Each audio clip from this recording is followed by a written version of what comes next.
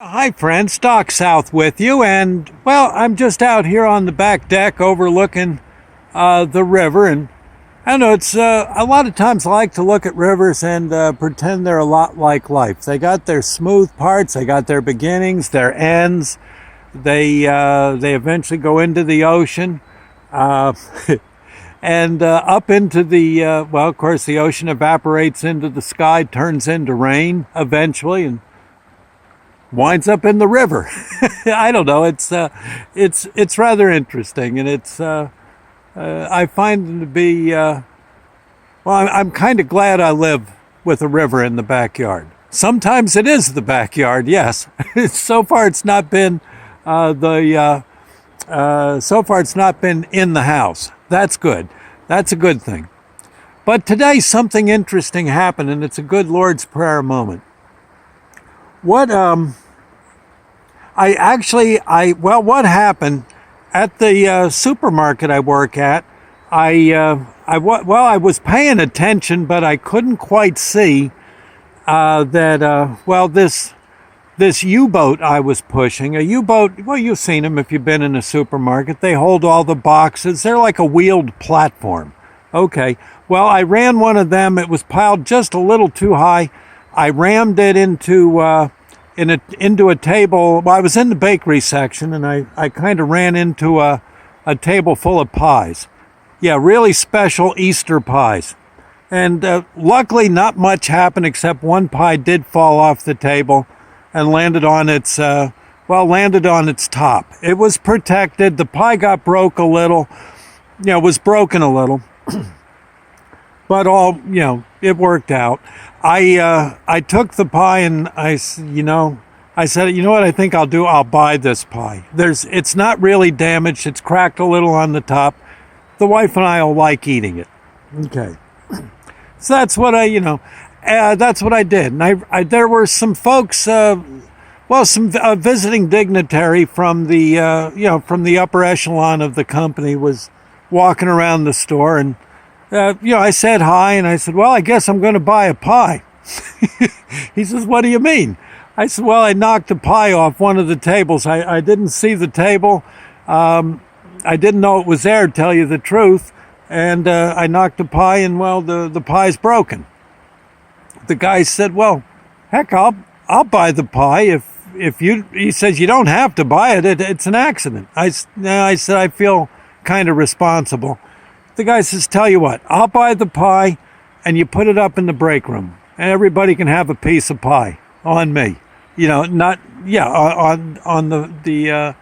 the fellow who was at the store. I said, okay, I guess sure if you want. I said, no, maybe I'll buy a pie for Easter. That'd be cool. Okay. And so that's how it worked out. And it got me to thinking, about 13 years ago, maybe longer, when I worked for A&P, I was at one of the A&Ps working in the dairy section, and down at the far end of the dairy section, I saw a dad and a son, and they were talking, and the kid was obviously upset. So I go walking over, I'm thinking, gosh, I wonder what happened. Well, as I got closer, I saw what happened. The kid evidently dropped a cart, those cardboard boxes of juice. Yeah, but not the little one. He had a half-galloner. He had a half-gallon in his hands, and it somehow slipped out of his hands, and it hit the floor, and, well, it broke. And there was orange juice all over the floor, and the kid was going nuts. And I remember seeing the little fellow being so upset. And I said to him, I said, it's okay, kid. What's your name? He said, Billy, I'll pay for it. I said, you don't have, no, really, please. I'll tell you what you do. I'll need your help. If you can help me clean it, it's all forgotten. And you'll feel better for helping me. What do you think? He said, yeah. Dad said, sure. In fact, we're still willing to pay for it. I said, no. Condition is the kid don't have to pay for it. What I want to do is you two just guard this puddle while I go get some traffic cones. The little traffic cones I'll put up. That'll warn people Don't let anyone walk in the juice. Well, the kid gets right next to the puddle, and he is standing guard. No one is going to be stepping in that puddle as far as he was concerned. And I go get a mop and a bucket and and some cones, and we get it all squared. Again, it wasn't that hard to clean up. Gosh, it was only a half gallon of juice. And I was telling the kid how I've knocked things over myself a few times. Told him about the time where I knocked over 2 pallets of milk. Or a crate of eggs fell off the top of a U-boat once, and the yoke was on me. And the kid started laughing, but he's also watching to help. I said, well, you can't work them up, son, because that would be against company policy, but let me take care of it. I mopped up the stuff. I got some paper towels.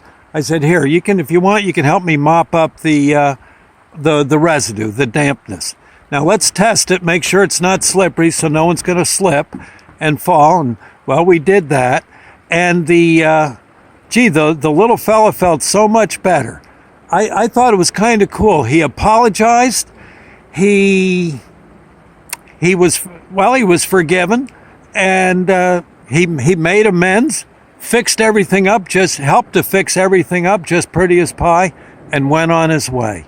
I got to thinking, maybe just about 10 minutes ago, that kid's now probably a young adult. Heck, he might even be married by now.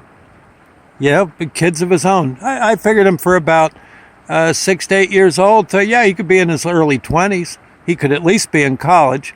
I'll bet he's a darn good young man. Huh? Get right down to it. Anyway. Our Father who art in heaven, hallowed be thy name. Thy kingdom come, thy will be done, on earth as it is in heaven. Give us this day our daily bread, and forgive us our trespasses, as we forgive those who trespass against us. Lead us not into temptation, but deliver us from evil. For thine is the kingdom, the power, and the glory forever. Amen. See you, friends.